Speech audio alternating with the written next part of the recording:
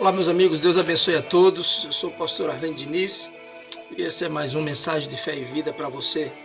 Eu tenho uma palavra de Deus para o seu coração e eu quero compartilhar com você nesse momento. Isaías capítulo 43, no versículo 13, diz assim a palavra do Senhor: Ainda antes que houvesse dia, eu sou, e ninguém há que possa fazer escapar das minhas mãos. Agindo eu, quem impedirá? Amém? Isaías 43, versículo 13. Ainda antes que houvesse dia, eu sou, e ninguém há que possa fazer escapar das minhas mãos. Agindo eu, quem impedirá? Essa é a palavra do nosso Deus para o teu coração nesse dia. Aquiete seu coração, entregue os seus caminhos ao Senhor, confie nele, como diz a Bíblia, e ele tudo fará. Ele é o grande eu sou. Ele disse, ainda antes que houvesse dia, ainda antes da criação, ainda antes de qualquer coisa, ele nunca deixou de ser. Deus sempre é. Deus não foi ontem, Deus não é hoje, Deus não será amanhã. Ele é todo o tempo. Esse é o nosso Deus, o Deus Todo-Poderoso. E ele diz, agindo eu, quem me impedirá? Não há ninguém no céu, na terra ou no inferno que possa impedir o agir de Deus. E Deus vai agir em favor do seu povo. Deus vai agir por esses dias em favor da sua igreja. Então somente deposite no grande eu sou, no eterno, a sua confiança. Creia naquilo, no que ele pode fazer. Creia no que ele é. Ele é o grande eu sou, o Deus Todo-Poderoso. E alguém para falar assim é porque está no controle de tudo. Ele nunca perdeu o controle, nem nunca perderá. Isaías viu no capítulo 6 o trono ocupado. Ele está no trono. O Deus Todo-Poderoso está no trono. Muitos anos depois, quase 800 anos depois, João vai à sala do trono, arrebatado em espírito, e vê o trono ocupado. Esse trono está sempre ocupado. Trono ocupado quer dizer decreto. Trono ocupado quer dizer controle. Alguém está no controle, alguém está no comando.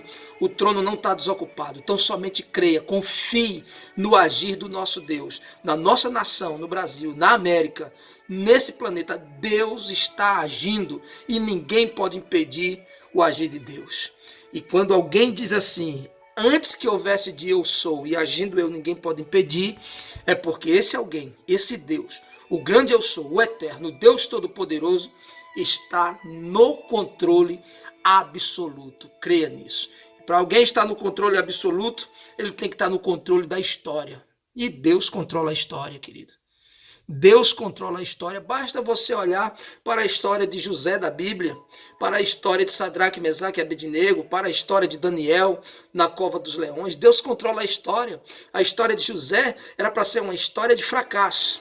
Era para ser uma história em que a vida dele acabasse naquela masmorra, que segundo os estudiosos, alguém só aguentaria ficar aí por volta de 2 anos. No final de 2 anos, Faraó teve sonhos e que só José pôde interpretar. Por quê? Porque Deus está no controle da história. Aquele que chegou no Egito como escravo, sentou-se na cadeira de governador, que nem existia, mas Deus fez Faraó criar uma cadeira de governador para José da Bíblia se assentar nessa cadeira. Querido, Deus está no controle da história. Deus fez isso com Sadraque, Mesaque e Abednego. No fim das contas, que era para morrer queimados na fornalha, tornaram-se cada vez mais prósperos nas províncias da Babilônia. Daniel, que era para morrer estraçalhado pelos leões, acabou sendo o primeiro-ministro do Império da Babilônia. Por quê? Porque Deus está no controle da história. Alguém que está no controle absoluto de tudo tem que estar no controle do tempo. E Deus está. Deus fez o tempo parar. Deus fez o sol parar para que Josué e seu povo, o povo de Deus, ganhasse a batalha. Deus está no controle. Está no controle do tempo. O rei que chorou amargamente, orando ao Senhor, porque iria morrer, o profeta Isaías falou para o rei Ezequias, você vai morrer, apronte a sua casa, essa enfermidade é para a morte. O que é que acontece? Ele ora a Deus e Deus faz ele viver 15 anos mais.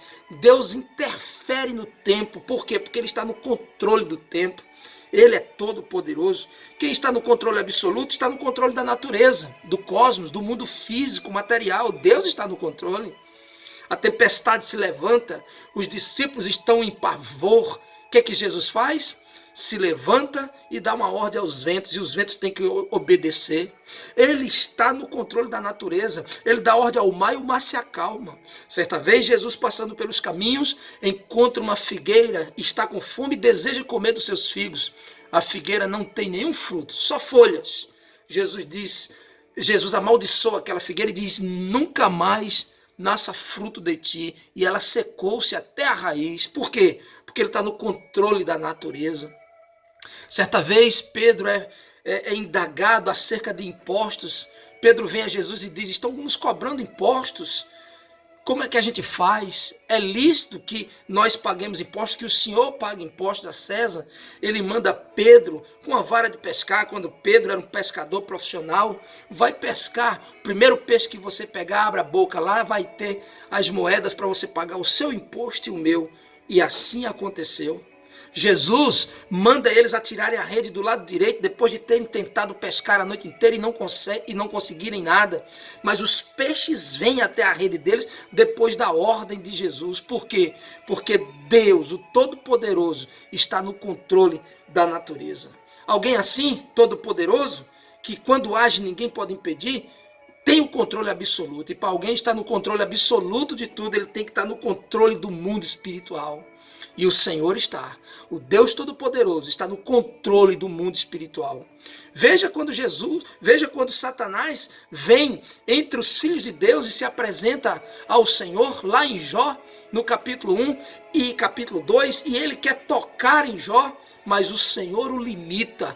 Deus Todo-Poderoso coloca um limite, um cabresto em Satanás.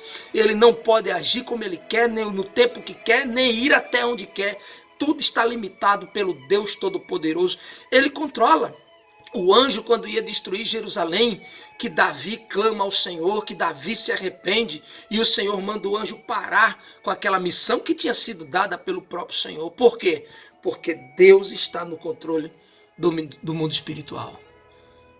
E para convencer você, para deixar você convencido, crente que Deus está no controle, por fim, alguém que está no controle absoluto de tudo, está no controle da vida.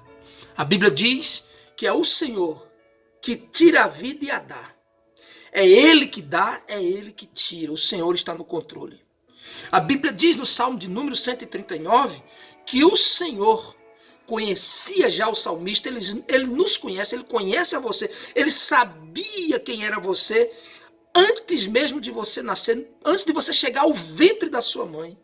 Ele já te conhecia, porque a Bíblia diz que nós fomos eleitos, escolhidos nele antes da fundação do mundo. Ele já sabia qual o seu nome, ele já sabia como você iria ser.